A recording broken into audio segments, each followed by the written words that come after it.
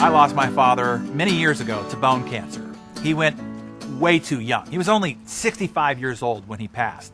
And that was the year he was supposed to actually finally earn his retirement. My dad, I can say, saved my life. And then after that, defined my life. Undoubtedly, he is the man that made me the man that I am today possible. You might know that my parents divorced when I was only 18 months old. It was my dad's idea originally to have a kid. He naively thought that maybe that would make their marriage better. My mother, on the other hand, never wanted to have a child. And when she did get pregnant, she was angry about it. Then she didn't have much interest in me after I was born either.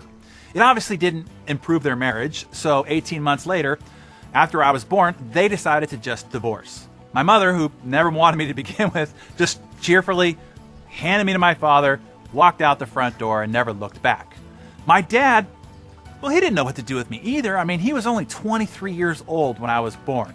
He had only recently moved from the San Francisco Bay Area to Albuquerque, New Mexico for his football coaching job. When this all came down, my dad's mother, my grandmother, insisted that he ship me home to her. My dad said, no way.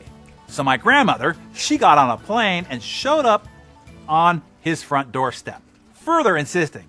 This was a dramatic act because she was scared to death to fly, had never flown before, and probably never flew again after that. My dad, once again, said to his mother, no. This was dramatic because his mother ruled his world. He always did what she insisted, but not this time. He told her he was committed to do what he had to do. We then moved to Hawaii, where my dad was the football coach for the University of Hawaii. A year after that, his mother died suddenly of a heart attack, and his father back at home was not dealing well with it. And my dad now feared for his father's life as well. My dad then did what had to be done, and he left his prestigious coaching position and moved all of us back to the Bay Area and in with my grandfather to watch over him. My dad now had to look for another job. There were not many coaching jobs to be had, and many months went by and the situation was getting dire. Finally, a head coaching job, a dream job for my dad, opened up at Olympic College in Washington State. There were 3 guys in the running, and the other 2 were way more qualified than my dad, but my dad out-hustled and out-charmed them. The day finally came for a decision, and the phone rang, and it was the chancellor of the college.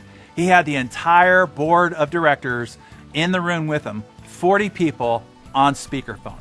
With lots of hoopla, they announced that my dad was being awarded the position as the new head football coach of Olympic College. My dad replied that he would need to have to call them back.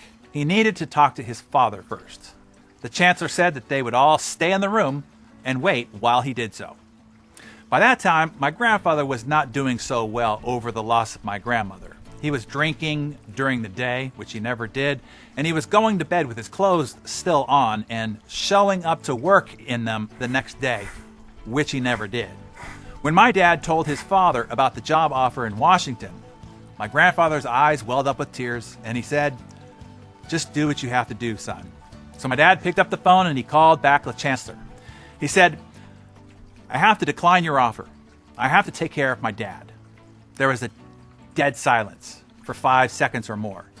Then one person in the distant part of the room started to clap. Then the room erupted in applause.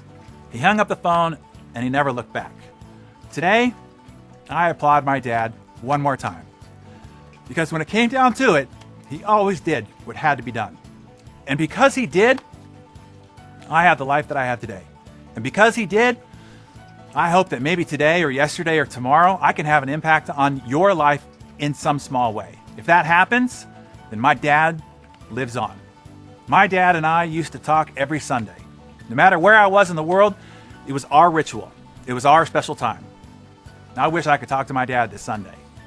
If you have your dad alive, be sure to call him and to thank him.